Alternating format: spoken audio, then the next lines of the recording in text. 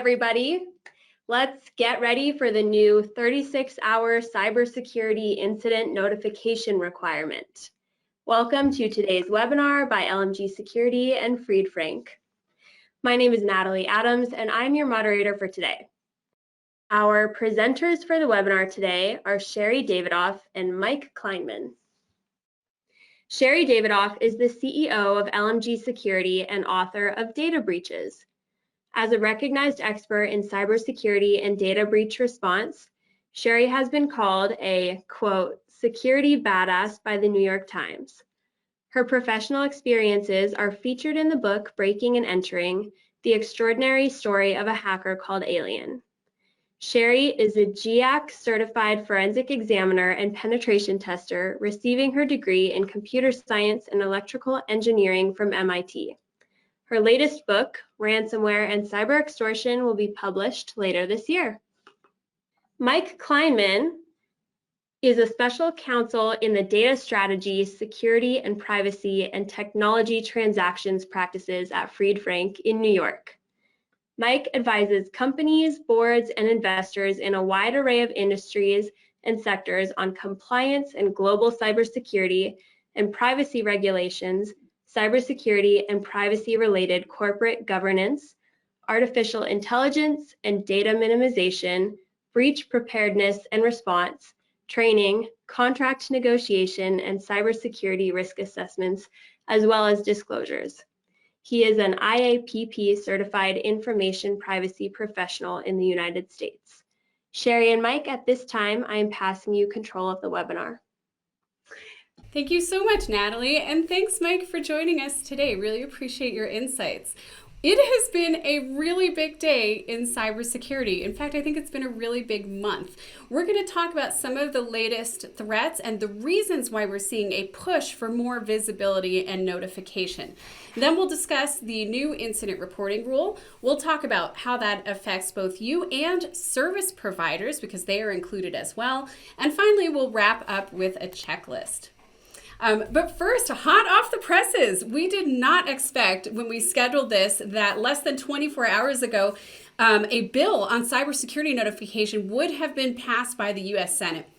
Mike, I think this is huge news. Can you talk a little bit about how this may affect us? Yeah, this bill has been kicking around a bit, but I think we really are starting to see some momentum, and I think we'll see some of the reasons why. But we're really truly in our first cyber war, unfortunate as it is, and this bill, if passed, will have wide-ranging impact on the 16 designated critical infrastructure areas across all industries, including financial services and financial institutions, and we will see some additional reporting requirements that may overtake some of the ones that currently exist or supplement some of the notification requirements that exist. And we know about data mapping. We're going to be doing more and more notification mapping. That's a really good point, Mike. Yeah, I think at this point there are so many different proposed notification standards. You may end up notifying your regulator, you may end up notifying law enforcement. So definitely keep your eyes peeled as this develops. Some of the reasons for notification, it's not just that, the U.S. government wants to know. There are active reasons. As a cybersecurity professional, the earlier we have a heads up about wide-ranging potential cyber attacks on the industry, the more effectively we can protect against them. And so just in the past couple of weeks, we have seen warnings from CISA and also from, this is the NCUA, and from our bank regulators about how the current war between the Ukraine and Russia may increase the likelihood of cyber attacks on financial institutions, large ones, small ones, all different types. And in the past day or two, we've actually seen news reports of cyber attacks on U.S. banks specifically increasing. So we really all need to be on heightened alert right now. That's a message that's coming out. Again, I can tell you as a cybersecurity professional, we are tracking on the latest malware and incidents, and there have now been 3 different types of destructive wiper malware that have been identified targeting Ukrainian organizations. Why does this affect us? Well, because sometimes U.S. organizations get hit with the shrapnel, and that is exactly what happened in 2016 with NotPetya. The last time we saw destructive wiper malware targeting Ukrainian organizations, that was NotPetya, and it escaped the Ukraine. It spread very quickly around the world and caused over $10 billion of damage. And you can see some of the big names here. FedEx, Merck lost hundreds and hundreds of millions of dollars, and many small to large organizations were hit as well. You don't have to be an international organization to suffer damage from this. So we are expecting to see some risk of collateral damage. Again, we really want everybody to be staying alert and to be providing notification so that our centralized agencies can help protect against this. This is especially important because of attacks like SolarWinds. So if you recall, in December of 2020, we found out that SolarWinds, a very popular technology vendor used by many financial institutions, had been compromised. There was a backdoor put in their software by Russian hackers that was distributed to 18,000 organizations. And you can see a couple of financial institutions here on the screen that we know were affected. Now, when the cyber criminals had access, they could do anything they wanted to the target systems. They could have installed ransomware. They could have installed destructive wiper malware. They really could have installed anything they wanted. They also got access to many technology companies, including Microsoft and others. And so the service providers that we rely on were also impacted by this. Because of this, again, we are now seeing that push for fast notification, not just the bill today, but the Cybersecurity and Infrastructure Security Agency has put out a Shields Up notification.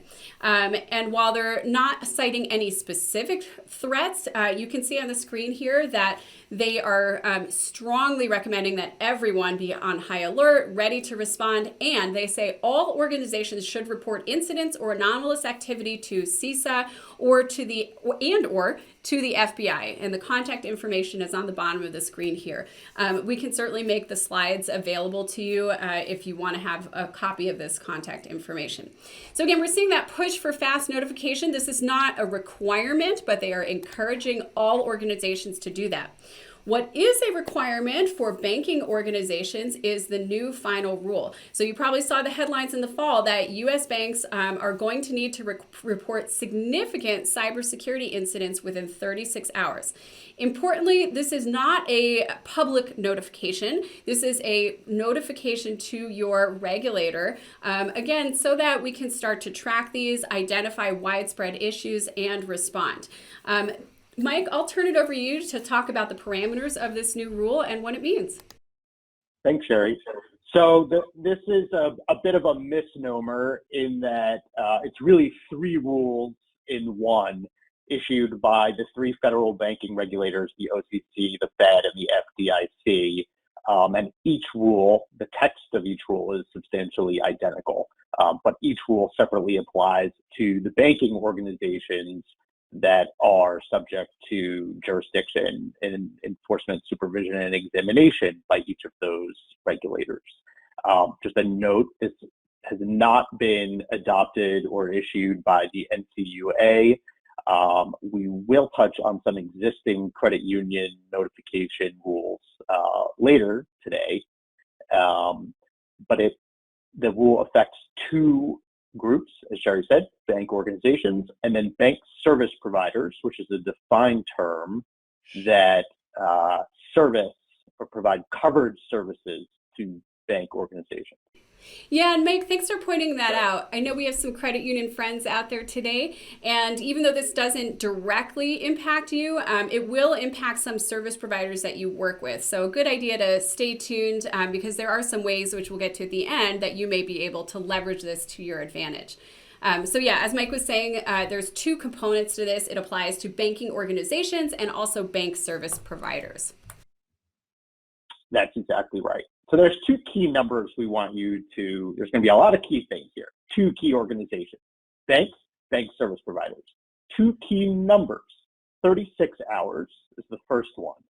That is the deadline by which a bank organization must report a notification incident, another defined term, to its primary regulator. And we have as soon as possible in here, in that 36 hours is the outside deadline. You have to do it as soon as possible, but no more than 36 hours. Second key number here, brought to you by the count, is 4 hours. That is the bank service provider outage trigger. So bank service providers have to report to their bank customers, not to any regulator, to their bank customers, I always want to say cybersecurity incident, a computer security incident that has resulted in material degradation or impairment that has lasted 4 hours or more. I think that the term computer security incident is so 1998. It's amazing. It's so hard to say. Computer security. But this is pretty landmark, I think, for a couple reasons. Because number one, we've had data breach notification laws all over the map for years now.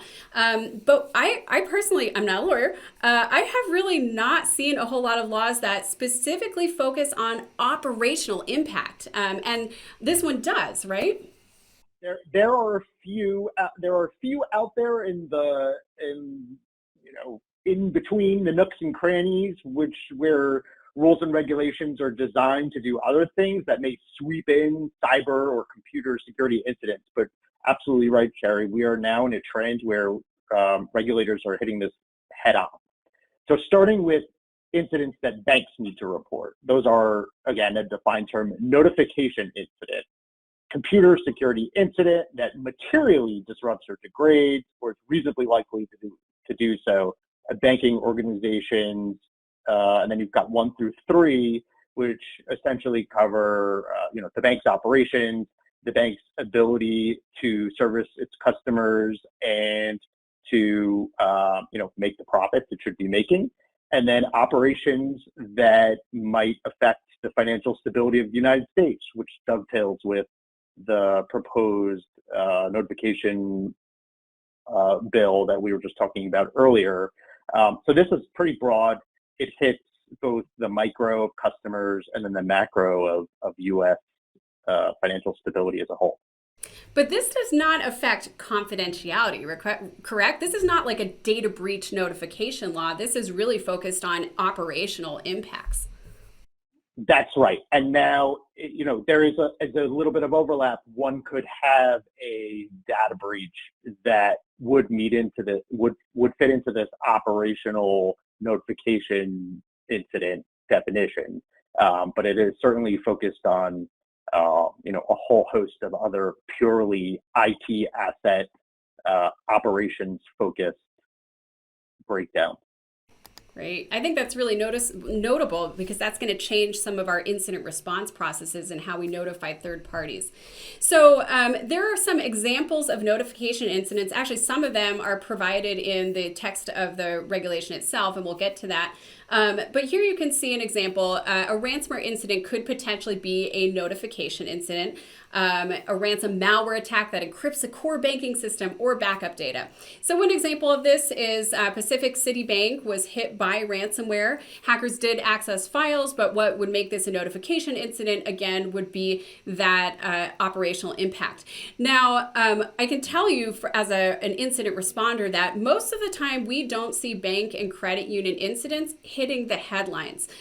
They happen a lot more often than you might think. And you can see that in the chart below from Trend Micro, where WannaCry ransomware affected over 15,000 organizations in the banking industry. However, we definitely didn't see 15,000 news headlines. So this problem goes a lot deeper than you might expect. And that's part of why we need notification. Right now, nobody really has a handle on how widespread this is. In fact, just this week, we got a big surprise from a Russian hacker, a Russian ransomware gang.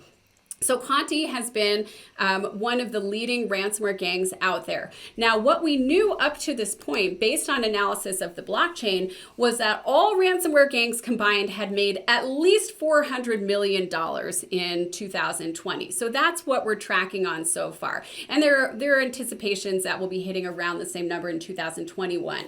This week, on February 28th, there was a conflict within the Conti ransomware gang. So the Conti ransomware gang put up a notification, a pro-Russian statement, and a Ukrainian associate got very angry and took internal information from the ransomware gang and leaked it to the world. And that included things like the IP addresses of their servers and Bitcoin wallet addresses. And when reporters started tallying up the total number of the total amount of Bitcoin that had been stolen by Conti, it was $2.7 billion. So we thought all ransomware gangs had made at least $400 million. We know that one ransomware gang made at least $2.7 billion. So there are a lot of dark incidents that never get reported, never get tracked. And that means that we don't have a full picture of the scope of these crimes. So that is part of why we are seeing bills being rolled out, lots of proposals for ransomware payment notifications, or just cybersecurity incidents in general. So stay tuned for more. Obviously, we just saw that bill come out of the U.S. Senate, but we may well be seeing more in the future. All right, another example of a notification incident is simply denial of service attacks. And we've seen those a lot lately with the Log4j vulnerability. Actually, criminals have been hacking really any organization they can, anyone that doesn't have all their software patches applied. And in a lot of cases, they're installing things like bots, like the Mirai botnet that is designed for denial of service attacks. So they're taking down specific organizations like banks, credit unions, and also critical other areas of critical infrastructure. So this might be the type of attack, again, according to the rule, that you might need to report. A large-scale distributed denial of service attack that disrupts customer account access for an extended period of time, e.g. more than 4 hours. So Mike, I would love to, if we could pause for a second, can you talk about what the proposed rule was and then what the final rule ended up being and why you think those changes were made? Sure. At one point on the slide we just looked at, you might be saying to yourself, wait a second, I thought that the 4-hour outage applied to computer security incidents, which bank service providers are required to report. That is true, but this 4 hours actually takes on a little bit of meaning in terms of how banks look at the materiality of notification incidents as well. So I just didn't want folks to be confused by that. So just when you're looking at what an extended period of time is, a good rule is more than 4 hours. So looking at the proposed versus final rule on notification incident, there were a couple of changes made in response to comments that were received by the agencies. The original rule had a subjective standard that a computer security incident that a banking organization believes in good faith, so that's its own belief, could materially disrupt, degrade, or impair the bank services. That was changed to a computer security incident that has materially disrupted or degraded, or is reasonably likely to materially disrupt or degrade. And the idea there was to do two things. One, to get rid of some of that subjectivity in favor of an objective determination that there was a material disruption or degradation, or some leeway that there might reasonably be one, reasonably to take the place of could. And there, the supplement to the rule states that we hear you, commenters, could be merely possible within the realm of imagination. We don't want to be inundated with notifications. You banks have your daily operations to do, so we're going to tighten this up. And that's exactly what they did. I think this was a really good idea because you're right. Regulators don't want to sort through like, oh, maybe this might happen versus this is actually happening. I wouldn't be surprised if we saw that reflected elsewhere in the coming years as well. At first I was like, really, we're limiting it, but I think it makes a lot of sense and it reduces the burden on banks as well. Yeah, and I think we will see other burden reducing aspects in the final rule as we go through today as well. Great. All right, let's look at another type of notification incident. Computer security incidents don't have to be malicious to be reportable. That's important. Another example that was given by the regulators is, quote, a failed system upgrade or change that results in widespread user outages for customers and banking organization employees. And we know that this happens, of course. It happens pretty regularly around the world. Here are a couple of huge ones, Bank of America, Wells Fargo. Those would be potentially reportable notification incidents, even though it's not some malicious hacker trying to break into your system. And then finally, another really key type of notification incident is malware that's on your bank's network. Even though malware sometimes doesn't actually take down your network, you may need to decide to deliberately disconnect. Again, as a responder, I see this all the time where you might get some type of malicious software like a threat distributor, Emotet, TrickBot getting spread through an entire network. SolarWinds is another example where you suddenly discover software on your network that has a backdoor on it.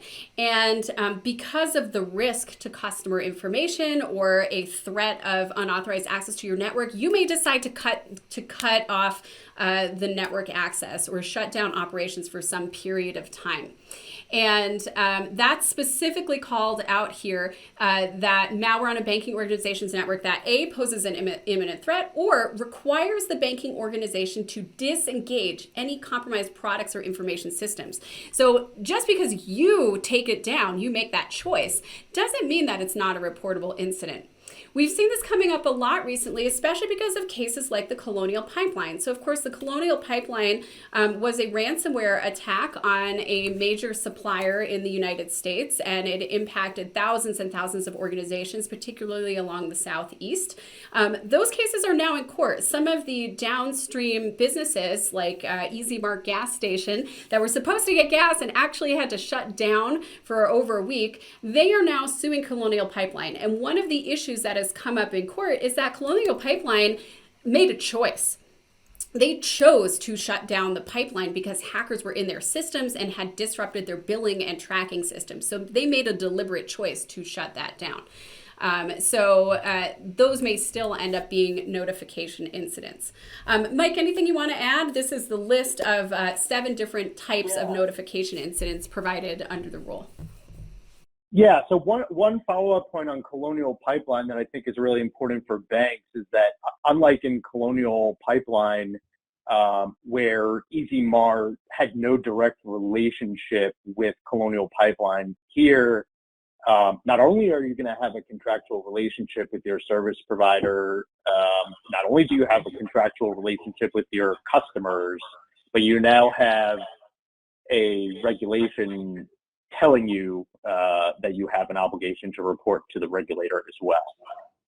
So I think that's even a tighter connection in terms of your duty to report. So on the next slide, we just put together the 7 non-exhaustive notification incidents that are part of the supplement to the final rule. These are not hard and fast. They're, one might also involve 3 or 4 might also involve 6, not looking at those in particular, but I think these can be mixed and matched, and one really ought to look at the particular facts and circumstances in determining whether a notification incident has occurred. And the regulators here, not surprisingly, say if you are unsure, reach out to your regulator. Interesting there, though, just one last final point on this slide. They don't say when in doubt, report. The supplement says when in doubt, contact. So, we should work together internally and with counsel and your incident responders to determine whether that's a soft contact, whether you do it in the form of a formal notification under this rule or something else. Yeah, I think that's really a key point in all this. Collaboration is really key, both for banks and credit unions, and understanding what your regulator is looking for, staying in good communication, especially as we are under attack or high risk of attack by a nation state.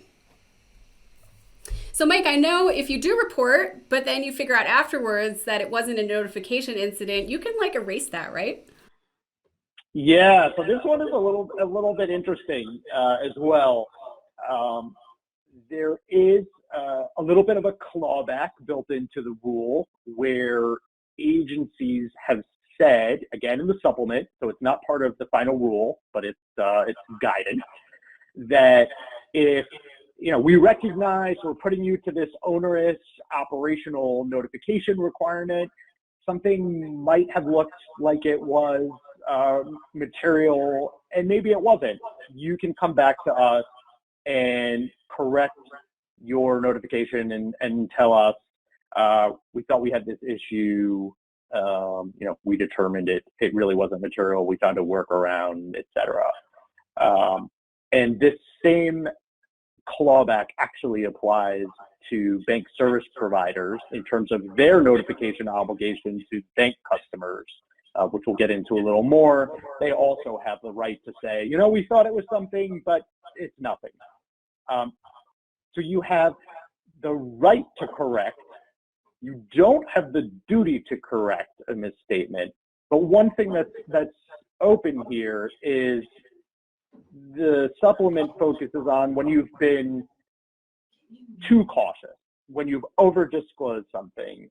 But what we don't have in the supplement or elsewhere in the rule is what happens when you notified about an event and then it becomes way more serious than you initially thought. Do you have a duty to supplement or to provide additional information? That's unclear. Based on the informality of the notification requirements, when you actually have to tell the regulators, and what the bank service providers actually have to tell the banks, I think that will occur more organically, but it's certainly something that will need to be worked through. Well, thanks, Mike. It sounds like there are some gray areas that we're going to get some more information about over the coming months. So we'll go through the bank notification checklist. On the next slide, we're going to talk about some issues for credit unions, and then we're going to talk about bank service providers. So what do banks need to do to get ready for this to go into effect? First of all, you need to update your plans, right? So make sure that you have the appropriate regulator contact, you know how to contact them. Mike, my understanding is email, telephone, or anything along those lines is appropriate. What do you do if your email's down, by the way, or your systems are down? I think that's something that organizations have to think about because it can actually be hard. Again, I'm an incident responder. If you're hit with ransomware and all your systems are down, finding your regulator's contact information can actually kind of be a challenge. Got to have them on speed dial. Yeah, that's right. Maintain a physical copy securely. If you're working from home, you have to consider that as well.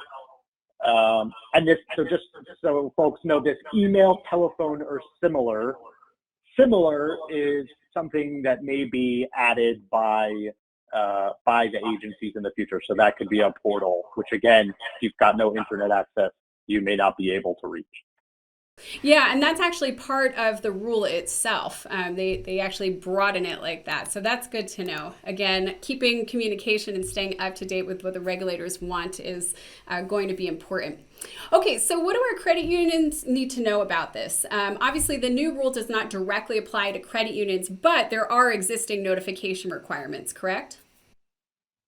That's right. So there are regulations that apply to credit unions promulgated by the NCUA that require reporting of a catastrophic incident within 5 business days. You have to notify your regional director of your jurisdiction.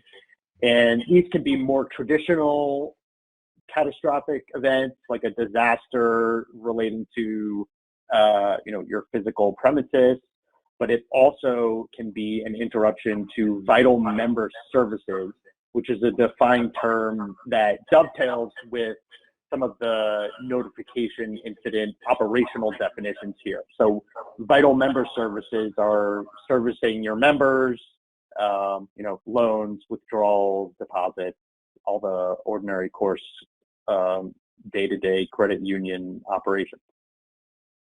Great. Thanks, Mike, for filling us in on that. And all organizations should consider reporting to CISA and the FBI. Again, here's the contact information on the screen. CISA just put out an announcement that said the growing number of serious attacks on essential cyber networks is one of the most serious economic and national security threats our nation faces.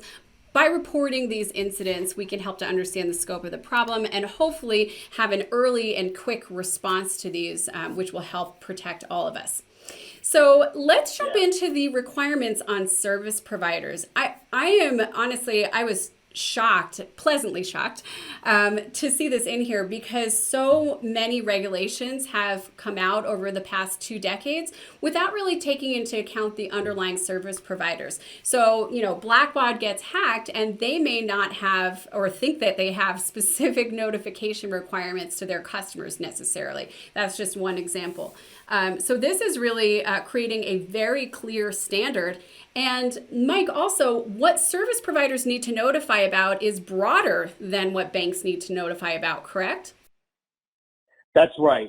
And I think we've been banging the door about third-party service provider risk for years now. And I think, we are starting to see with the DFS rule in New York that applies to financial institutions and some other updates to financial institution rules and regs promulgated by some of the other federal regulators.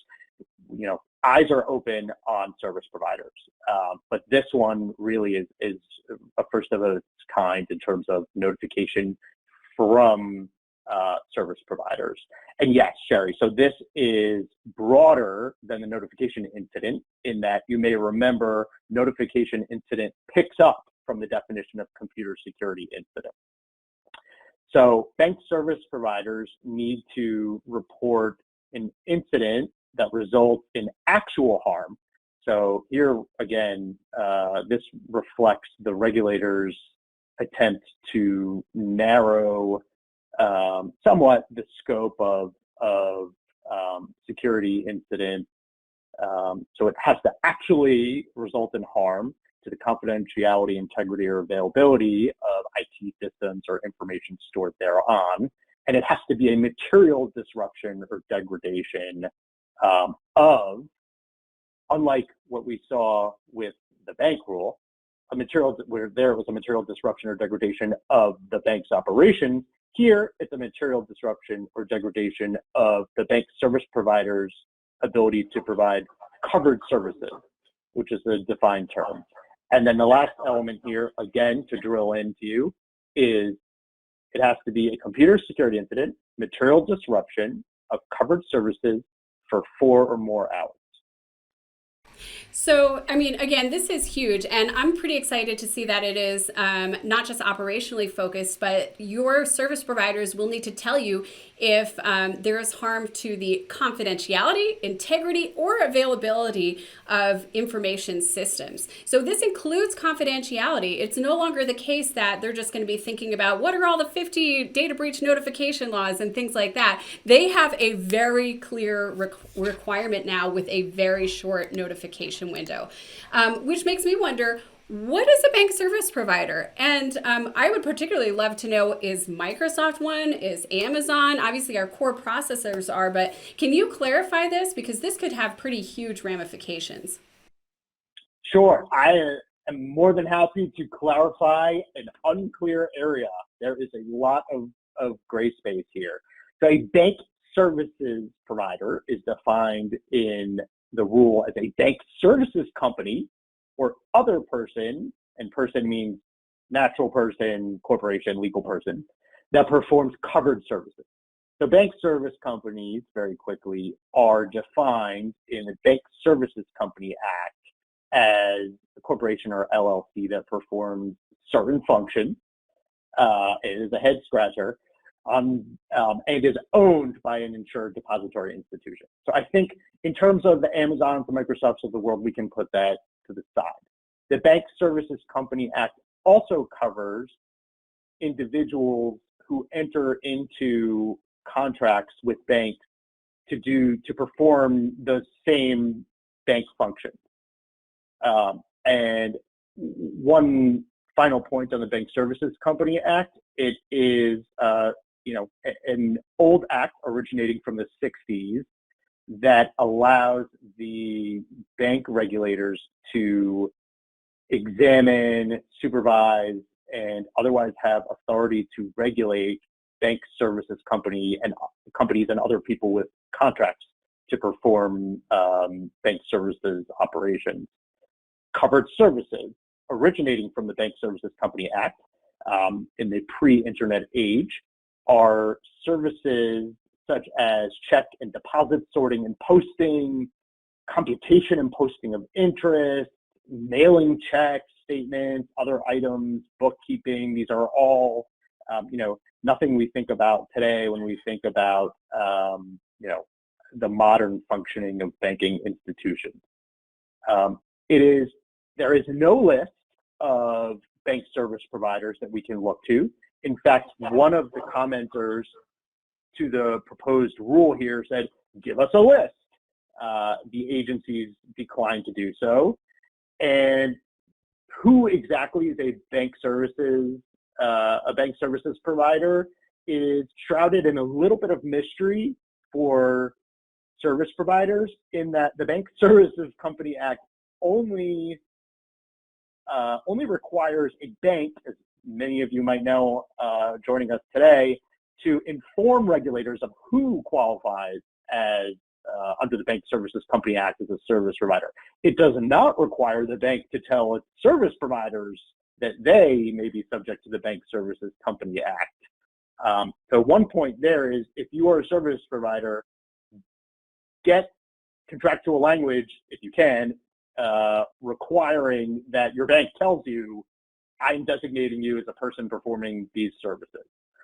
So that's a long-winded background. Back to your question, Sherry, the Amazons and the Microsofts of the world. There is significant attention on fintechs and cloud platform, cloud hosting and other SaaS providers and platform providers who are giving core services to banks that they may be swept up under the Bank Services Company Act. If they are not already, I would say it is safe to assume that you may be subject to this rule as a service provider if you are performing any of those types of services.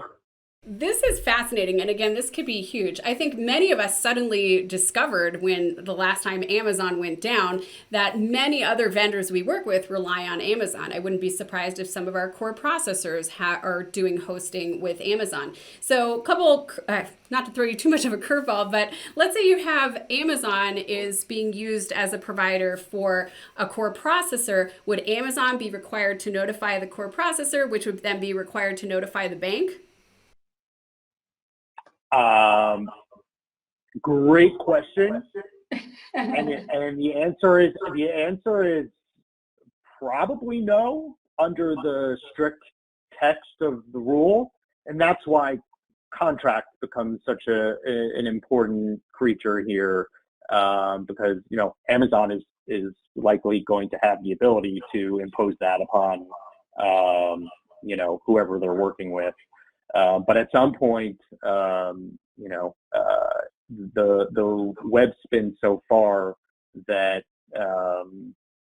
it's unclear who really has direct reporting responsibility. But based on the supplement guidance here and the text of the rule itself, it seems to stop with bank service company and other people providing bank services.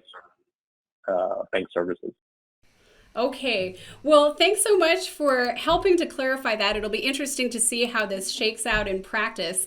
One thing, of course, that bank service providers do not have to report, at least under the new rule, is scheduled maintenance, testing, or software updates. Mike, I don't know if you want to add anything to that as well.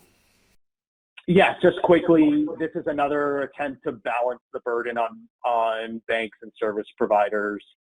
The final rule says, look, we understand that you are going to have outages that may last more than 4 hours. As long as you tell your banks that there will be an outage, and then as long as that outage doesn't turn into something way more severe that materially impacts your ability to provide covered services, that's excluded. No notification of a computer security incident required from the provider to the bank. Great.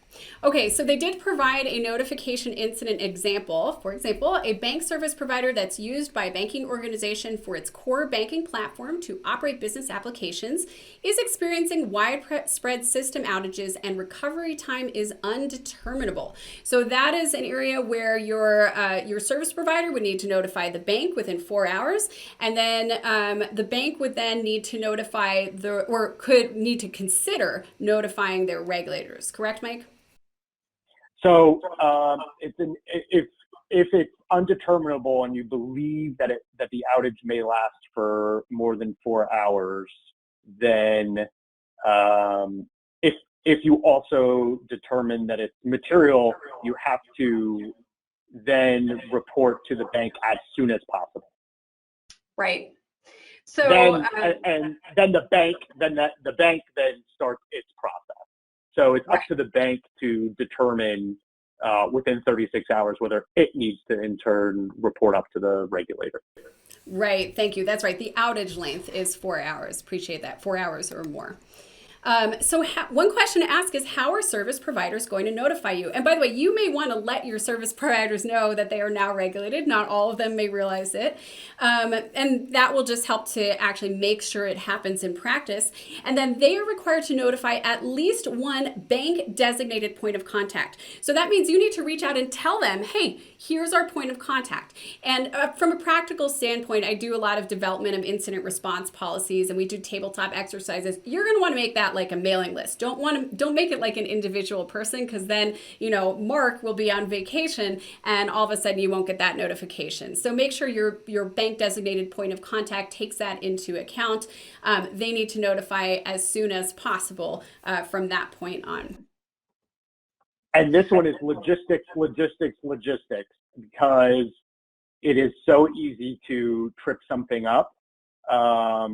If you don't have a bank designated point of contact, you are required by the rule to contact the CEO and CIO, I think, or CTO of the bank, or somebody who has reasonably similar functions. Good luck trying to get that person on the phone.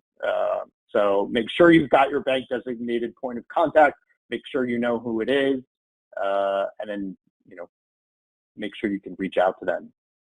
Yeah, and banks do that proactive outreach. So one nice thing is, again, this has the potential to level the playing field, not just for banks, but of course credit unions also work with service providers.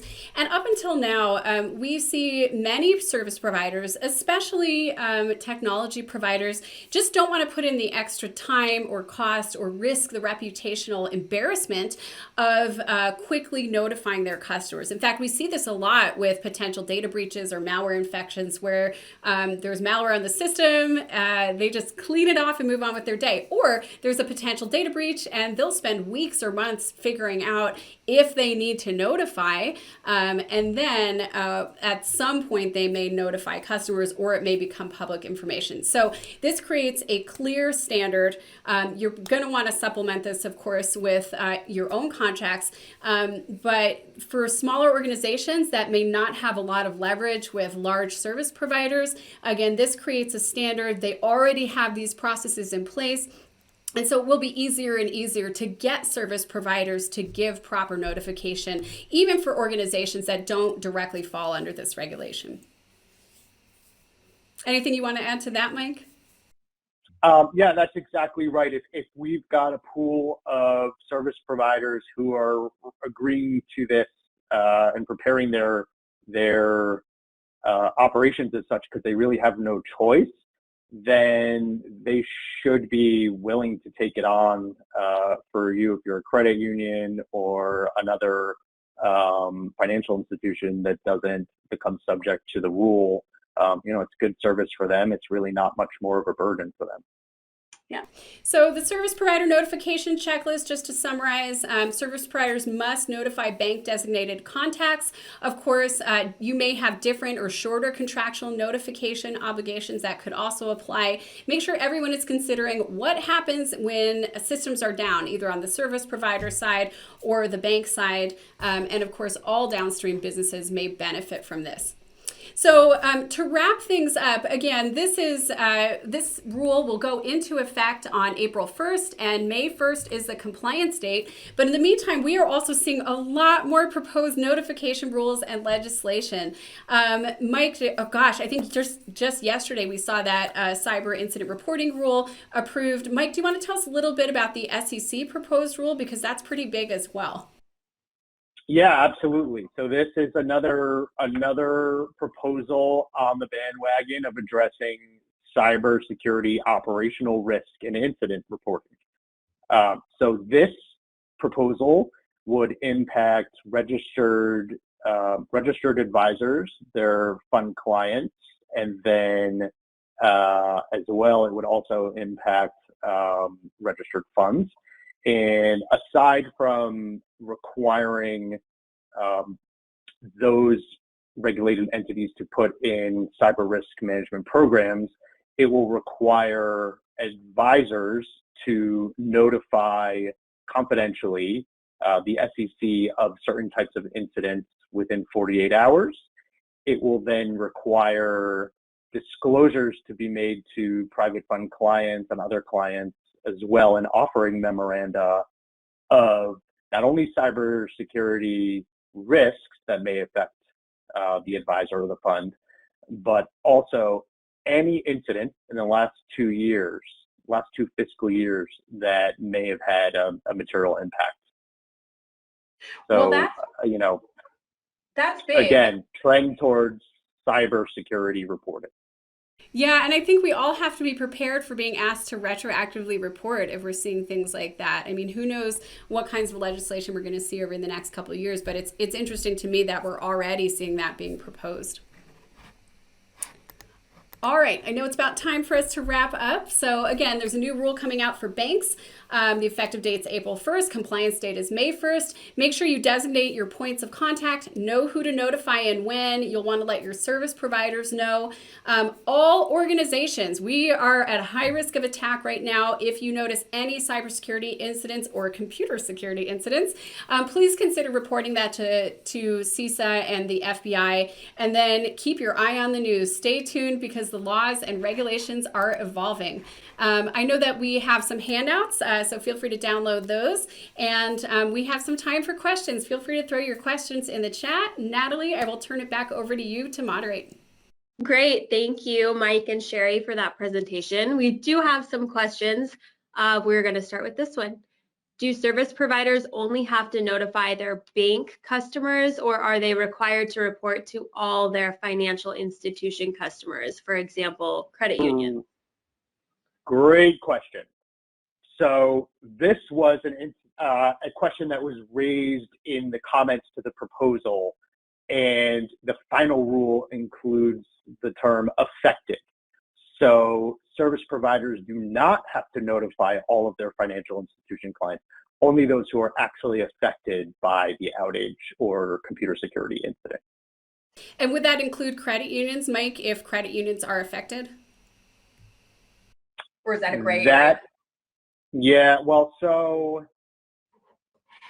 no.